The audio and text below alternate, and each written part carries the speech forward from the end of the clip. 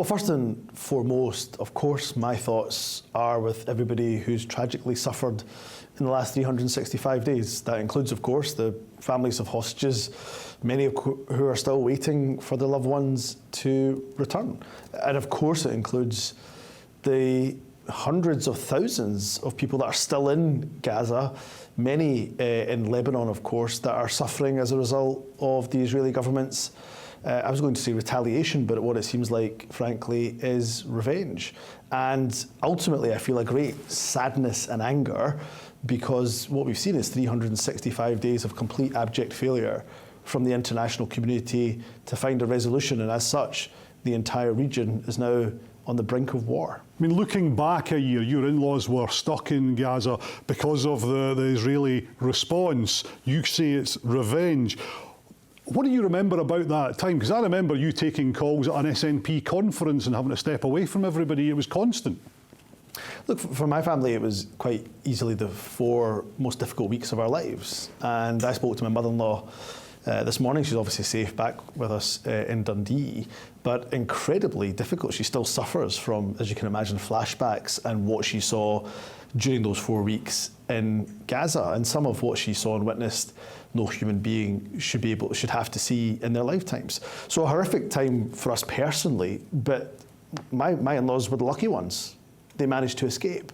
There is still in Gaza hundreds of thousands of people that haven't managed to flee, haven't managed to escape, and are living their lives every single day as an unimaginable horror, starved of basic resources like food and water, and frankly, as one of them said on a media report today, just waiting to die. And you have family still in Gaza.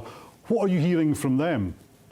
That's right. Nadia's cousin, her 4 children and husband are still in Gaza. Well, life is intolerable. They just wake up every single day. In fact, they don't really sleep much because of the constant sound of drones, but when they do manage to wake up from what little sleep they get, it is a struggle day by day to find clean water, to find the basic essentials, and of course, these children suffering, the most traumatic experience of their life, something that I think will stay with them forever. Now, you talked about the Israeli revenge, but the Hamas terrorist group still holds about 100 Israeli hostages just now. Well, look, let's first of all say very clearly that when it comes to any innocent life, Arab or Israeli, I mourn it equally. What I want to see is the application of international law. So let's just take the prosecutor Karim Khan from the International Criminal Court, who's asked for arrest warrants to be issued against both Benjamin Netanyahu, but also members of Hamas. I'm somebody who thinks that the international law should apply equally, both to Hamas but also to the state and government of Israel. For those that don't think international law applies equally, that to me shows that they have a very different agenda indeed. So look, I'm somebody who believes that the international community has completely and utterly failed in the last year to apply and enforce international law, and it's left the region now on the brink of war. You were one of the first leaders to call for a ceasefire. While those hostages are still being held, is there any prospect of a ceasefire, do you think? Well, again, the reason why I called for a ceasefire was not just so that a humanitarian corridor could be established in Gaza, not just for the people of Gaza, but because I want to see the release of hostages, I want to see hostages return to their family. Let's just go by what the families of hostages themselves have said.